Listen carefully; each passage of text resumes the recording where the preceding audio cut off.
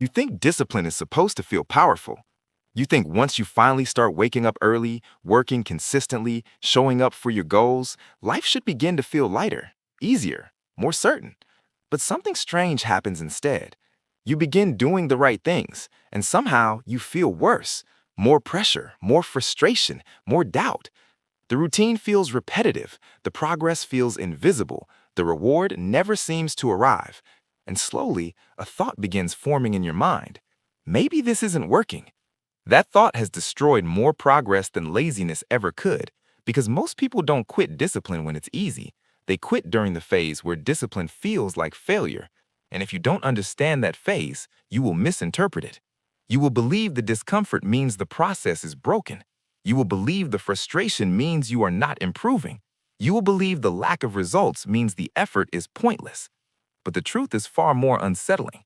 That painful phase is often the exact moment where real progress begins. The problem is that progress rarely looks the way people expect. People expect improvement to feel like victory, but improvement often begins with exposure. Exposure of your weaknesses, exposure of your distractions, exposure of how undisciplined your habits actually are. Comfort hides those things. Discipline reveals them. And when they are revealed, the first emotion you feel is not pride, it's discomfort. Imagine someone who decides to take control of their time. Before discipline, their days feel effortless. They scroll, they procrastinate, they drift from one distraction to another. Nothing feels heavy, nothing feels demanding. But the moment discipline enters their life, something changes. They start noticing every wasted hour, every unnecessary distraction, every moment they avoid responsibility. Suddenly, the day feels heavier, not because life became harder, but because awareness has arrived. Awareness can feel brutal, because once you see something clearly, you can't pretend it doesn't exist anymore. This is the first reason discipline feels like failure. It exposes the truth about how you were living before, and truth is rarely comfortable. There's another reason this phase feels so discouraging: invisible progress. The brain is addicted to feedback. It wants proof that effort is producing results. If you go to the gym, you want to see muscle. If you study, you want to see improvement. If you work hard, you want to see success. But real transformation does not appear instantly. It happens quietly, under the surface, invisible at first. Habits are being rewired, attention is becoming stronger. Your tolerance for boredom is increasing. Your standards are slowly rising. But none of this creates immediate evidence. You can't wake up one morning and suddenly see stronger discipline in the mirror. So the brain becomes impatient. It begins asking dangerous questions. Is this worth it? Why am I not seeing results yet? Maybe this strategy is wrong. Those questions are the beginning of collapse, because discipline requires patience with invisible progress, and patience is rare in a world addicted to instant reward. Think about construction. Before a skyscraper rises above a city, months are spent building the foundation underground. Workers dig deep into the earth. They pour concrete. They reinforce steel structures. From the outside, it looks like nothing is happening. There is no towering building, no impressive skyline, just dirt and machinery. But that hidden work determines everything. If the foundation is weak, the structure will eventually collapse. Human discipline works the same way. The early phase is foundation building, quiet, unseen, repetitive, and deeply unexciting. That lack of excitement causes many people to misinterpret the phase they are in. They think nothing is happening, but something extremely important is happening. Stability is forming, structure is forming, standards are forming. Without those foundations, success cannot stand. But even when people understand this intellectually, another challenge appears: boredom. Discipline is repetitive. You wake up at the same time, you perform the same routine, you return to the same work, again and again. There are no dramatic breakthroughs, no constant bursts of inspiration, just repetition. And repetition is psychologically uncomfortable for people who are used to novelty. Modern life trains the brain to crave constant stimulation, endless scrolling, new videos, new information, new excitement every few seconds. Discipline removes that stimulation. Instead of novelty, it demands repetition. Instead of excitement, it demands consistency. The brain interprets this shift as deprivation. It feels like something is missing. So the mind begins searching for an escape, a distraction, a break, a reason to abandon the routine. And when boredom combines with invisible progress, the situation becomes dangerous because now the brain believes two things at the same time. The work feels boring, and the results are not visible. That combination convinces many people they are wasting their time. But boredom is not a sign that discipline is failing. Boredom is a sign that discipline is working. It means the routine has become structured, predictable, stable, and stability is exactly what creates long-term progress. History offers countless examples of individuals who endured long periods where progress seemed uncertain. Abraham Lincoln faced repeated failures before becoming president. Business ventures collapsed, political campaigns failed, personal tragedy struck. For years, it looked as though his efforts were leading nowhere. But those years were not wasted. They forged resilience, perspective, endurance. When the opportunity finally arrived, he possessed a level of mental strength that earlier success could never have created. Thomas Edison performed thousands of experiments before creating the light bulb. Many observers believed he was wasting his time. Experiment after experiment failed. But Edison famously reframed the situation. He did not see failure. He saw thousands of attempts that eliminated possibilities and moved him closer to the solution. That mindset reveals something powerful. Progress often hides inside what appears to be failure, because every disciplined action builds something invisible: patience, skill, understanding, endurance.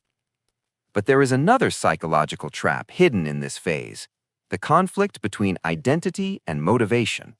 Most people rely on motivation to start change. They wait until they feel inspired. They wait until the moment feels right. They rely on emotional energy.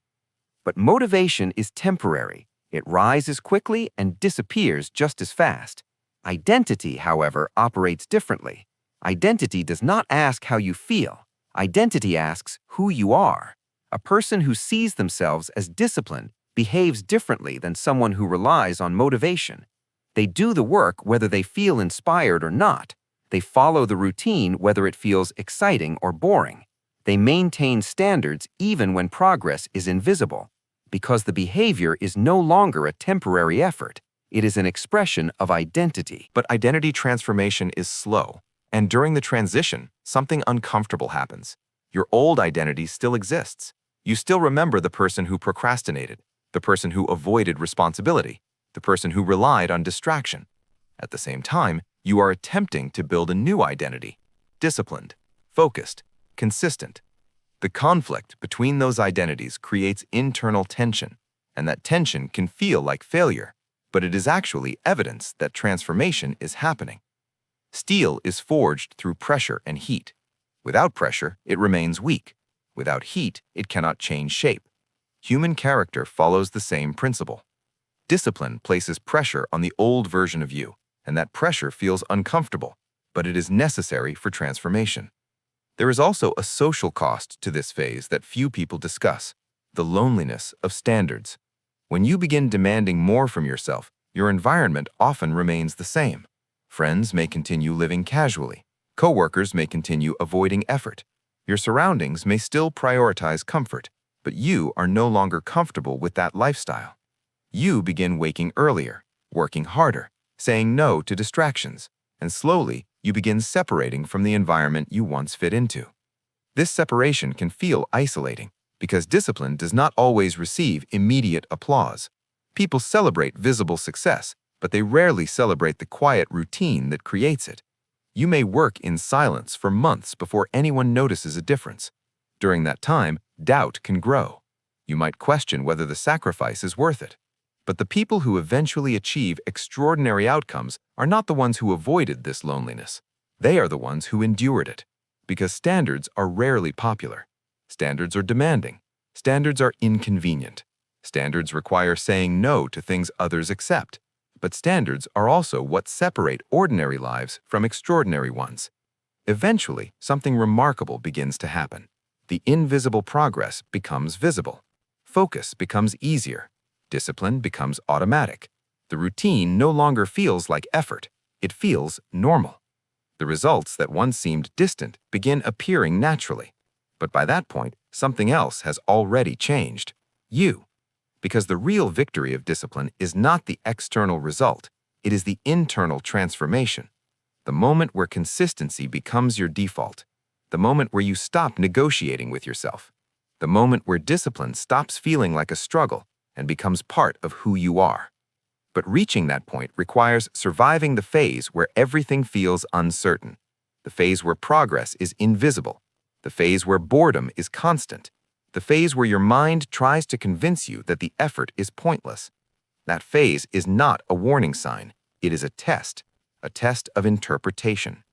People who interpret that phase as failure will quit. People who interpret that phase as preparation will continue. And those who continue eventually reach a moment of realization.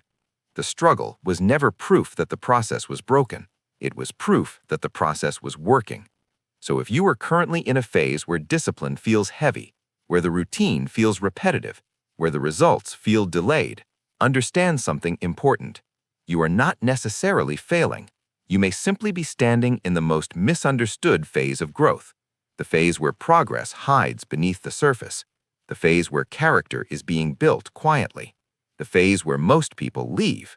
If you remain there long enough, the transformation becomes irreversible. Because once discipline becomes identity, it no longer depends on motivation. It no longer depends on mood. It becomes the standard you live by. And standards reshape everything: your time, your energy, your future. So if this message forced you to rethink the struggles you're currently facing right now, don't ignore it. Like the video if this perspective challenged you. Comment the discipline phase you're currently in. Share this with someone who thinks they're failing when they might actually be improving. And subscribe if you want more uncomfortable truths about discipline, identity, and personal growth.